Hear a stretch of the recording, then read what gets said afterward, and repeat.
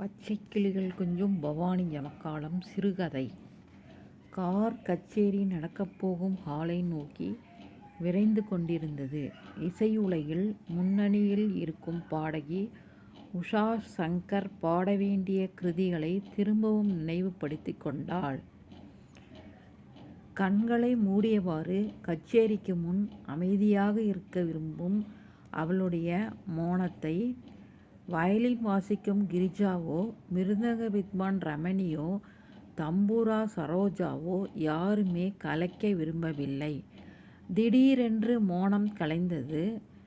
பரபரவென்று உஷா பின் சீட்டை பார்த்தால் தேடினாள். என்ன தேடுற உஷா? சரோஜா மாமி. மாமி, அந்த துப்புரா ஜமக்கால பையை எடுத்து வைத்து கொண்டீர்களா? கையில் எடுத்துக்கொண்டு வந்த அந்த பையை வண்டியில் ஏறும் முன் நீர் குடிப்பதற்காக ஹால் ஜன்னல் விளிம்பில் வைத்தாள் மாமி. எடுத்துக்கொள்ள மறந்தது இப்போதுதான் நினைவுக்கு வந்தது. ரகு, வண்டியை திருப்பு, ஜமக்காலை எடுத்துட்டு வரணும். குரலின் தவிப்பை உணர்ந்த டிரைவர் வண்டியை திருப்பினான். கச்சேரி மேடையில் சபாக்காரர்கள் வசதியான மெத்தென்ற ஜமக்காலங்களை விரித்திருந்தார்கள். அறக்க பறக்க வந்து சரியான நேரத்திற்கு கச்சேரி ஹாலை அடைந்துவிட்டது உஷாவின் குழு. பக்கவாத்திய குழு பவ்யமாக ஒதுங்கி நிற்க, சரோஜா மாமி பழையதாகிவிட்டாலும் பளபளப்பும் அழகும் இமியும் குறையாத அந்த பவானி ஜமக்காலத்தை பக்தி சிரத்தையாக விரித்தாள். ஜமக்காலத்தின் விளிம்பை தொட்டு கண்களில் ஒற்றிக்கொண்டு நெஞ்சம் தழுதழுக்க அப்பா சுந்தரம் தலையில் கை வைத்து ஆசீர்வதித்தது போல் உணர்ந்தபடி உடலெல்லாம் சிலிர்க்க 4 மூலைகளிலும் பச்சை கிளிகள் கொஞ்சும் அந்த தங்க நிற பட்டு ஜமக்காலத்தில் அமர்ந்தாள் உஷா. சரோஜா மாமி தம்புராவை ஸ்ருதி கூட்ட அதன் ரீங்காரத்துடன் அவள் குரல் சமணப்பட்டு இழைந்து கலைந்தது. அற்புதமான சங்கீதம் பிறந்து ரசிகர்களை கட்டி போட்டது.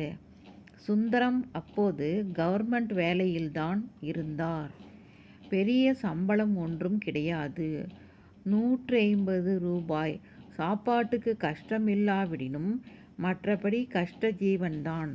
அவரும் அம்மா கமலமும் குழந்தைகளுக்கு எந்த குறையும் வைத்ததில்லை.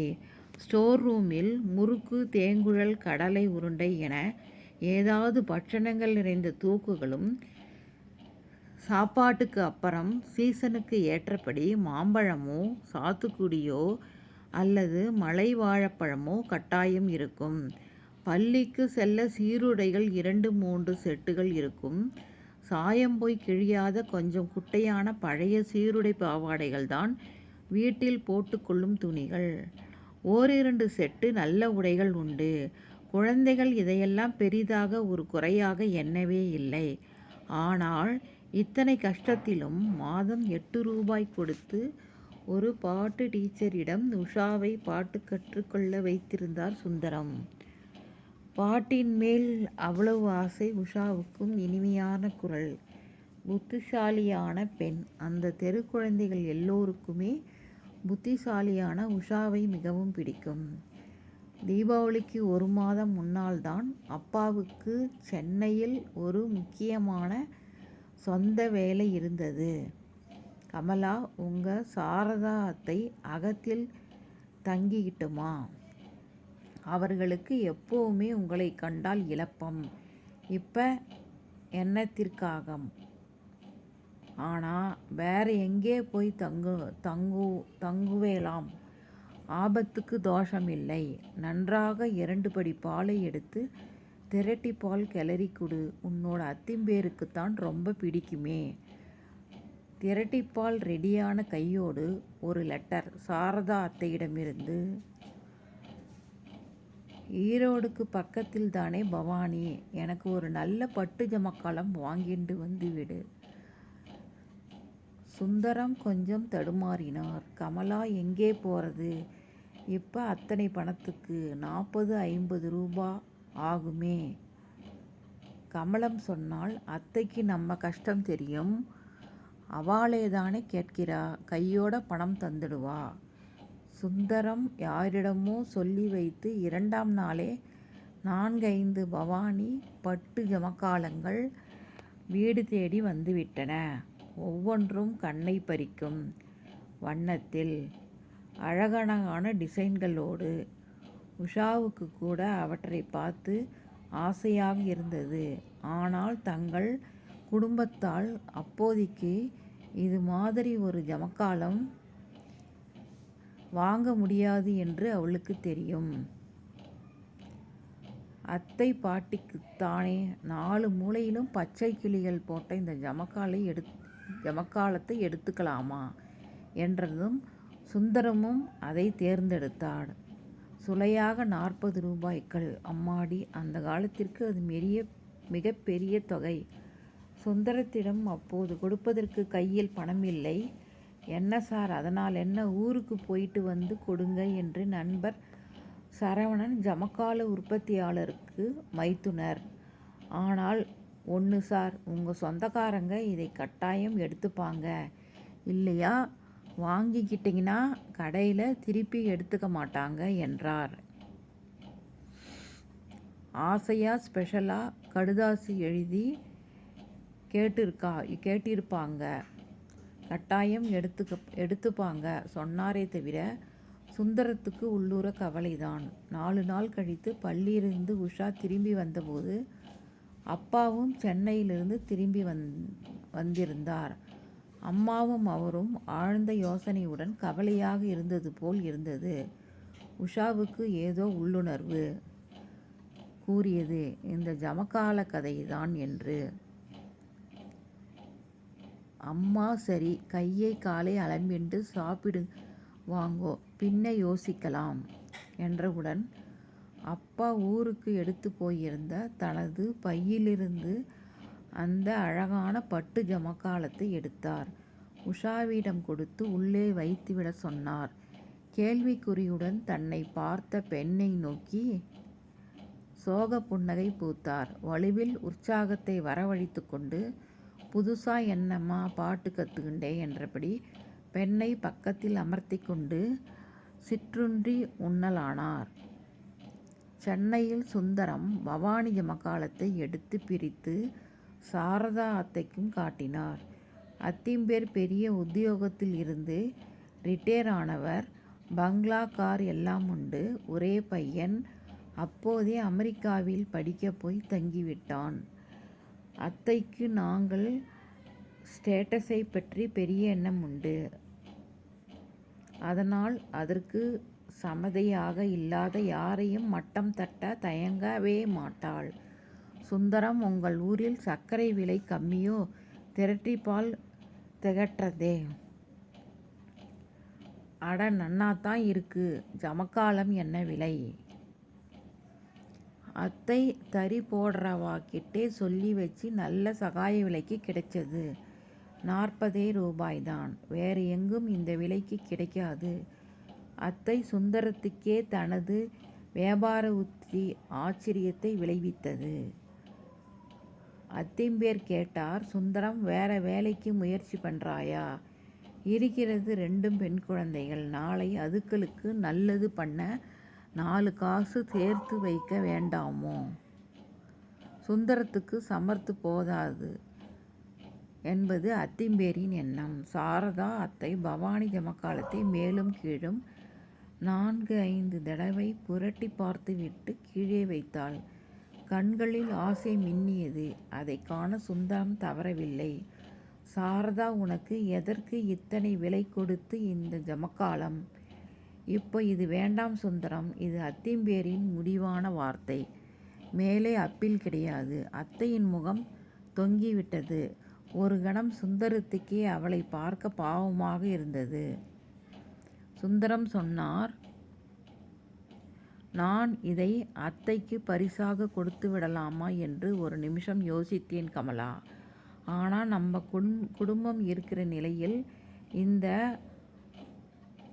படோடோப் எல்லாம் எதுக்கு என்று திருப்பி கொடுத்து விடுகிறேன் என்று சொல்லி பெட்டிக்குள் எடுத்து வைத்து விட்டேன் என்றார். உஷாவுக்கு திக்கென்றிருந்தது. ஜமக்காலத்தை திருப்பி கொடுக்க முடியாது. அப்பா எப்படி இந்த பெரிய தொகையை சமாளிக்கப் போகிறார் என்று மலைப்பாக இருந்தது. அப்பா எப்படி பவானி பட்டு ஜமக்காலத்தின் விலையை தீர்த்து சமாளித்தார் என்பது பழைய கதை. அப்புறம் கொஞ்ச நாட்களுக்கு பின் வசதிகள் எல்லாம் பெருகி சுந்தரம் ஒரு உயர்ந்த பதவியில் அமர்ந்தார். உஷா பாட்டு கற்றுக்கொள்வது அப்பாவின் விருப்பத்தின் பேரில் எப்படியோ ஒரு நல்ல குருவிடம் தொடர்ந்து கொண்டிருந்தது. அப்பா விரும்பும் எல்லா பாட்டுக்களையும் ராகங்களையும் கற்றுக்கொள்வதே அவளுக்கும் லட்சியமாக இருந்தது. மாநில அளவிலான பாட்டுப் போட்டியில் அவள் 500 ரூபாய் முதல் பரிசு வாங்கிய போது அப்பாவின் கண்களில் கண்ணீர் மின்னியது. கமலா, குழந்தைகளோடு பரிசு பணம் இது, பத்திரமாக உள்ளே வை, அவளுக்குத்தான் பயன்படணும். ஒரு நாள் அவள் கல்லூரியிலிருந்து திரும்பி வீட்டுக்குள் நுழைந்தபோது ஆபீஸ் வேலையாக காரில் திருச்சி போய்விட்டு வந்திருந்த சுந்தரம் உஷாவுக்காக ஆவலாக காத்து கொண்டிருந்தார். உஷா கை கால் அலம்பிக்கொண்டு, பூஜை உள்ளுக்கு வாயேன் என்றாள் அம்மாள். என்ன இருக்கிறது அங்கே, என்ன விசேஷம்? ஆவலாக உள்ளே நுழைந்த உஷா எதிரே இருந்ததை பார்த்ததும் மயங்கி விடாத குறை. எதிரே ஒரு அருமையான புத்தம்புது தம்புரா கம்பீரமாக அமர்ந்திருந்தது. இது ஏது என ஈனஸ்வரத்தில் கேட்டவளுக்கு, உனக்காகத்தான் அம்மா, திருச்சியில் உன் பரிசு பணத்தில் வாங்கினேன் அம்மா, கூட கொஞ்சம் போட்டேன். இது உயர்ந்த வெரைட்டி தம்புரா, உம்ம பொண்ணு நல்லா பாடட்டும், அவளுக்கு சகல சௌபாகியங்களா கிடைக்கட்டும் என்று ஆசீர்வாதம் பண்ணி கொடுத்தாரம்மா அந்த பெரிய மனுஷர். வா, வந்து உட்காரு என்றார் அப்பா. கமலா என்றதுமே அம்மா உள்ளே போய் இத்தனை நாட்களாக பத்திரப்படுத்தி வைத்திருந்த அந்த பவானி பட்டு ஜமக்காலத்தை எடுத்து கொண்டு வந்தாள். தலையில் வைத்து கொள்ளும் தாழம்பூவின் நடுவில் வாசனையாக இருக்கும் மகரந்த பொடியை ஜமக்காலத்தின் இடையே போட்டு வைத்திருந்தது. தாழம்பூ பணம் பூஜை அறை எங்கும் பரவியது. உஷாவின் உடம்பெல்லாம் சிலித்தது. தங்க நிற பட்டு ஜமக்காலத்தின் 4 மூலைகளிலும் பச்சை கிளிகள் கொஞ்சிய வண்ணம் அமர்ந்திருந்தன. அப்பா சொற்பொடி அந்த ஜமக்காலத்தின் நடுவில் அமர்ந்து கொண்டாள் உஷா. அப்பா மல்லிகை சரம் சுற்றி சந்தனம் குங்குமம் இட்டு வைத்திருந்த தம்புராவுக்கு கற்பூர தீபாரதனை காட்டினார் பரவசமாக. அதனை எடுத்து உஷாவின் கையில் கொடுத்தார். தொட்டு கண்களில் ஒற்றிக்கொண்டு மெல்ல அந்த தந்திகளை மீட்டி ஸ்ருதி கூட்டினாள் உஷா.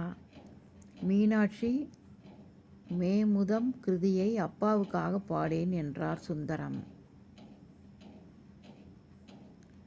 அன்பு என்ற ராகம் அபரீதமாக ஆலாபனை செய்யப்பட்ட பட்டு ஜமக்காலம் என்ற அற்புத தேரில் ஏற்றி வைக்கப்பட்டு இசை தேவதையின் வடிவமாய் திகழ்ந்த தம்புராவை தன் விரல்களால் மீட்டினாள் உஷா. அந்த குடும்பமே சொல்ல ஒண்ணாத ஆனந்த அலைப்பில் திகைத்தது. தம்புரா ஸ்ருதியில் அமிழ்ந்து சில நிமிடங்கள் எல்லார் சிந்தையும் ஒருமைப்பட்டது. வீணாகான தசகமரியனா மீனாட்சி மகாராணிக்குரிய கம்பீரத்துடன் உஷாவின் நாபிலிருந்து புறப்பட்டு இருதயத்தில் அமர்ந்து கண்டம் என்னும் தொண்டையில் வலம் வந்து பூர்வீக கல்யாணியாக புறப்பட்டு உலா வரத் தொடங்கினாள். அம்மாவின் கைவிரல் தன்னையும் அறியாமல் ஒரு பச்சை கிளியை மெல்ல வருடியது. அவள் கண்களில் ஆனந்த பாஷ்யம் என்றனும் அந்த தங்க நிற